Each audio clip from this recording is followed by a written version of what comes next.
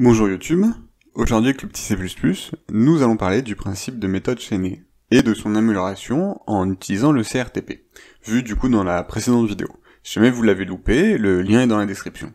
Et sans plus tarder, allons construire ce code.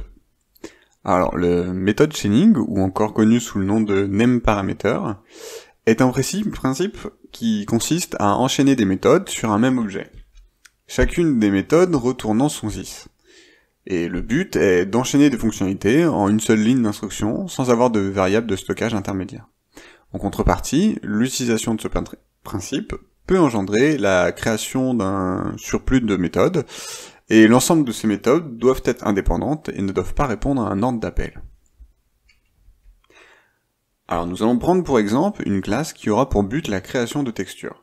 Alors pour cela, nous allons exposer différents paramètres, la taille, le format de la texture, si on doit générer une normal map, une mimap et bien d'autres. Pour éviter de multiples constructeurs non génériques, nous allons utiliser la méthode chaining. Alors j'ai pas écrit le corps des méthodes, ici ça nous importe peu, ni même préciser d'ailleurs les paramètres qu'il faudrait dans ces méthodes. Voilà, c'est juste comprendre le fonctionnement et comprendre l'intérêt. Alors pour créer une texture, je n'ai pas besoin de préciser tous ces paramètres, je suis pas obligé de préciser si je veux une bitmap, si je veux une normal map, la taille ou le format, mais voilà, je vais pouvoir utiliser une partie de ces attributs. Alors maintenant que nous avons notre classe de base, nous nous rendons compte que nous voulons de temps en temps avoir un objet, par exemple, qui pourra ajouter des fonctionnalités de rotation, de rotation ou de déplacement par exemple. Alors pour cela, nous allons créer une classe fille textureManip, auquel nous allons ajouter une méthode rotate et une méthode transform. Comme application souhaitée, nous pourrions schématiquement avoir quelque chose comme ça. Et c'est là que nous avons rencontré notre problème, qui va mener à l'utilisation du CRTP. Le problème provient du type de retour de nos éléments. setSize est une méthode provenant de la classe texture, et retournant donc un objet de type texture, et ce dernier ne définit pas la méthode rotate. Donc ici, si nous exécutons ce morceau de code, nous aurions une erreur à la compilation. Et en fait, nous pensions du coup manipuler un élément de type textureManip en commençant cette chaîne, et cependant la chaîne évolue et devient une simple texture, et donc du coup on perd l'attribut textureManip.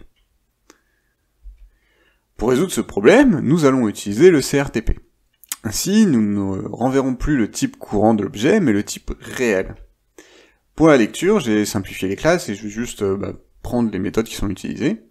Dans la classe texture, nous réaliserons un static cast de notre sys dans le type paramétré de notre classe. Et ce type sera la valeur de retour de notre méthode. La classe textureManip changera peu, nous rajoutons nous-mêmes comme type paramètre de texture.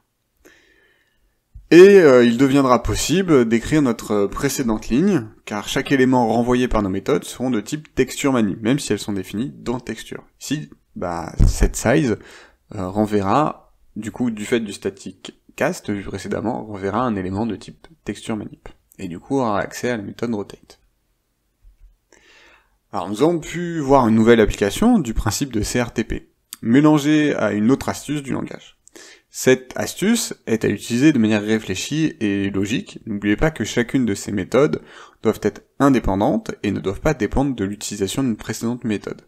Par exemple, la méthode rotate ne devrait pas, entre guillemets, dépendre de, par exemple, on doit d'abord en premier lieu set le format de la texture avant de pouvoir appeler la méthode rotate. Non, c'est pas ça qu'on veut dans la méthode chaining. Ce qu'on veut, c'est juste enchaîner différentes méthodes qui sont toutes indépendantes et qui n'ont aucune hiérarchie entre elles. En tout cas, comme d'habitude, exprimez-vous dans les commentaires, posez des questions si vous avez des incompréhensions, et je vous dis à lundi prochain, 13h45, pour une nouvelle vidéo.